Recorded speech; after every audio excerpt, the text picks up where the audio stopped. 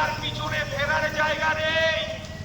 আমাদের ওয়াকফ আন্দোলন, ওয়াকফ সংশোধনী বিল 2025 প্রত্যাহার করার যে কলকাতায় মিছিলের ডাক দিয়েছিলাম, মমতা বন্দ্যোপাধ্যায়ের পুলিশ 25,000 আমাদের কর্মীদেরকে আটকে রেখেছিল ভাঙড়ে।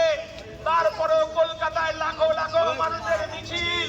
মমতা বন্দ্যোপাধ্যায় সেদিন বুঝে গেছে যে নওশাদ সিদ্দিকীকে আটকানো যাবে না। 42 দিন আটকে বুঝে গেছে, আগুনে হাত দিয়েছে, এ কাজ আর করবে না। আমাদেরকে এই ওয়াকফ আন্দোলন করতে গিয়ে মমতা বন্দ্যোপাধ্যায়ের খাঁটি পুলিশ 5টা থানায় নওশাদ সিদ্দিকীর নামে এফআইআর করেছে। আমরা এখনো জামিন নিইনি। আমরা বলেছি যতদিন না পর্যন্ত এই বিল প্রত্যাহার হচ্ছে আমরা জামিন নেব না। মমতা বন্দ্যোপাধ্যায়ের পুলিশের কত ক্ষমতা আছে এই বাংলার বাচ্চাকে আলাদা আনতে দেখা। আমরা বলতে চাইছি তার বক্তব্য শুনে চুরিকে কথাটাকে বসিয়ে বক্তব্য রাখাটা ঠিক নয়।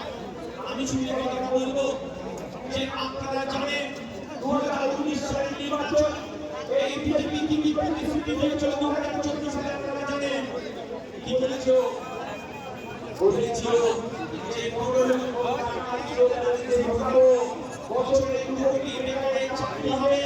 আর পশ্চিমবাংলার মমতা বন্দ্যোপাধ্যায় বিকাশের উন্নয়নের নাম করে ডবল ডবল চাকরি হবে, ডবল ডবল হাসপাতাল হবে, ডবল ডবল রাস্তা হবে। আমি আর মমতার মধ্যে কোনো পার্থক্য নেই। আমরা বলতে চাইছি এর ধোঁকাবাজি হয়ে পেরেছে। আর 2021 সালে নরেন্দ্র মোদী আপনি বার 400 পার তিনি রাম মন্দির তৈরি করতে মদত করে, যেখানে আপনি মসজিদে ভেঙে